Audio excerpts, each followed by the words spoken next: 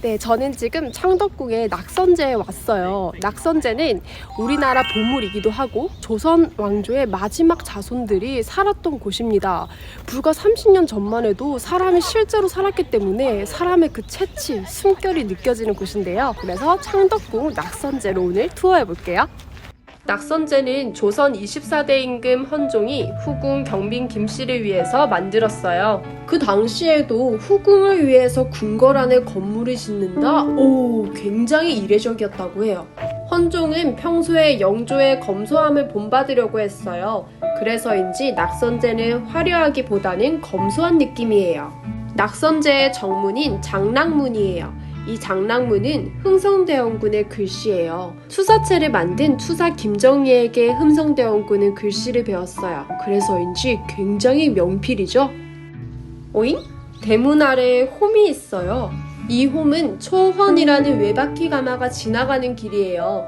세종 때 만들어져서 이품 이상의 높은 관리들만 탈 수 있어요. 그런데 딱 봐도 불편해 보이죠? 혼자 타고 내릴 수도 없어서 사람도 많이 필요하고, 그래서 고종 때 폐지되었어요. 대문을 들어서면 상량정이 보여요. 최고로 시원하다라는 뜻으로 이곳에서 헌종이 신하들과 문학을 나눴습니다. 낙선제는 헌종이 생활하던 사랑채 겸 서재였어요. 이곳이 검소해 보이는 이유는 궁궐에서 보던 단청을 칠하지 않았기 때문이죠. 그래서 궁궐보다는 벼슬이 높은 집안의 사대부 집 같아요. 그러면서도 높은 축대 위에 지어져서 품위가 함께 느껴집니다. 저기 보이는 돌은 노둣돌이에요. 말이나 가마에서 타고 내릴 때 발을 딛는 돌이죠. 낙선제는 선을 즐기다라는 뜻으로 맹자 구절에서 비롯되었어요. 이 낙선제 현판의 글씨는 추사 김정희의 친구인 청나라 금석학자 섭지선의 글씨입니다. 그리고 대청마루의 현판들도 청나라 문인들의 글씨라고 해요. 이 현판을 들여다보면 옛사람들의 감성, 바이브라고 하죠. 그리고 사상을 엿볼 수가 있습니다. 이 보소당 현판은 헌종의 글씨로 추정하고 있는데요. 청나라 금석학자 옹방강의 당호이기도 했습니다. 헌종은 학문을 좋아하고 금석학에 관심이 많았던 것 같아요. 낙선제의 아름다움을 느낄 수 있는 창살이에요. 다양한 문양을 볼 수 있는데요. 창살이 두꺼워서 입체적인 느낌이죠. 햇빛이 반사될 때 이 창살이 더욱더 아름답게 느껴졌어요. 큰 창으로 보이는 바깥의 풍경이 참 좋았습니다. 이곳에 살았던 조선 왕조 사람들의 모습이 상상이 되더라고요. 그리고 창문이 굉장히 독특해요. 보름달을 닮은 만월문입니다.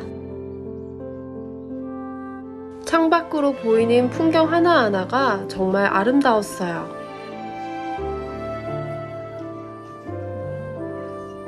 네모난 큰 창과 둥근 창이 마치 액자 같았어요.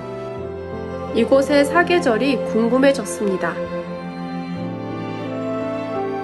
그리고 시간이 지남에 따라 해가 지면서 또 다른 아름다움이 찾아왔습니다.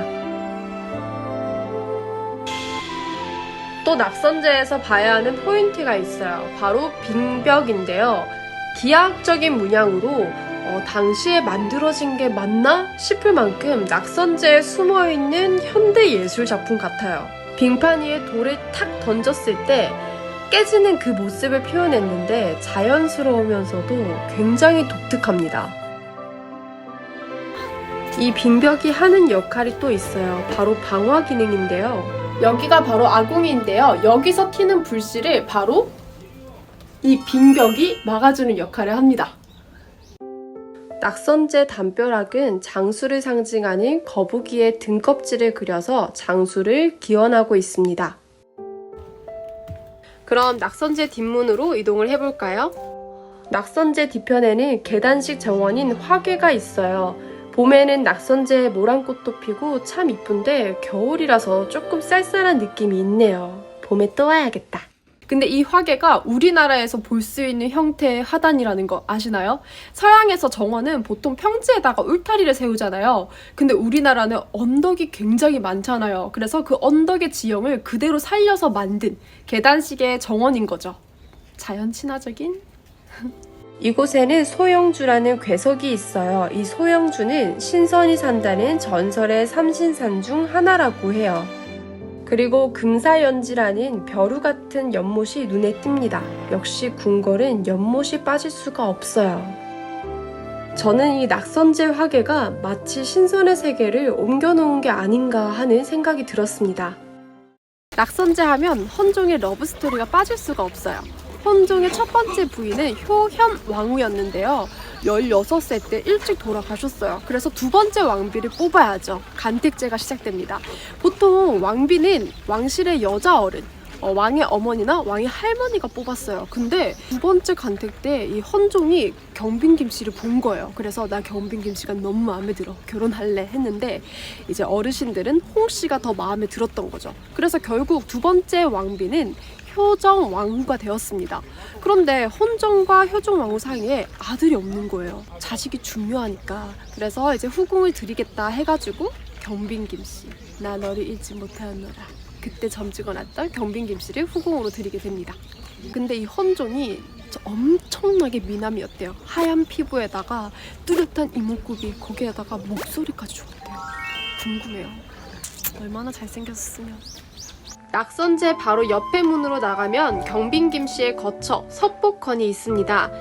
참고로 낙선제 안에 있는 낙선제와 서복헌, 수강제 세 건물을 통틀어서 낙선제라고 합니다. 서복헌은 여인의 공간이라서 그런지 미음자 모양의 좀 폐쇄적인 느낌이에요. 이 서복헌은 복이 내리는 집이라는 뜻이에요. 여기서 복은 아들을 뜻합니다. 헌종은 이곳에서 아들을 출산하기를 바랬는데 안타깝게도 2년 뒤에 승하하셨어요. 그리고 마지막 왕비 순종효 황후님께서 여기 서복헌에서 또 돌아가셨습니다.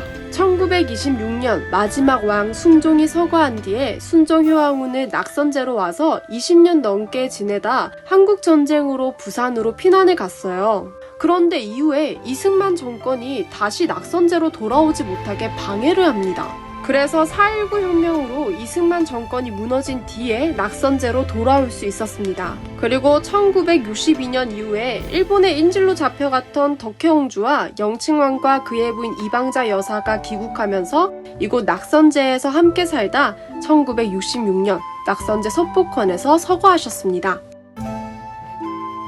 서복헌 뒤 화계로 가면 조용하고 한적한 집이라는 한정당이 있어요. 이 한정당은 일제강점기에 지어진 걸로 추정해요.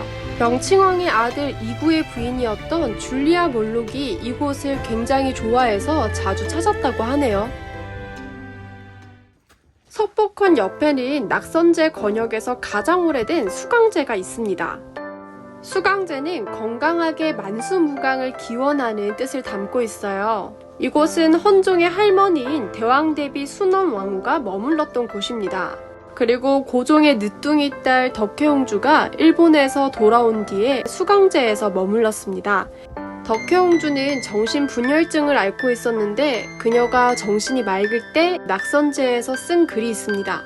나는 낙선제에 오래오래 살고 싶어요. 전하 비전하 보고 싶습니다.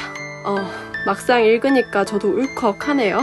낙선제에서 덕혜옹주와 함께 지냈던 이방자 여사는 아픈 덕혜옹주보다 하루 더 살고 싶다고 소망하셨는데 정말로 덕혜옹주가 돌아가시고 9일 뒤에 돌아가셨습니다. 이런 거 보면 세상에는 과학적으로도 증명할 수 없는 어떠한 힘이 있는 것 같아요. 이렇게 창덕궁 낙선제를 쭉 둘러봤는데요. 건축물한테 이런 말이 안 어울릴 수도 있지만 단아하다. 그리고 수도분하다. 그런데 그 속에 아름다운 디테일이 있어요. 우리가 차를 마실 때도 향을 음미하면서 마시면 차 맛이 깊게 느껴지잖아요. 낙선제가 딱 그랬어요. 가만히 보면 볼수록 낙선제의 아름다움과 깊이감 있는 멋이 느껴졌습니다.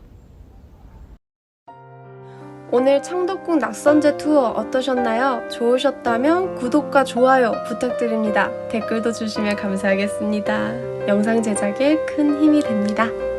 마지막으로 새해 복 많이 받으시고요. 감사합니다.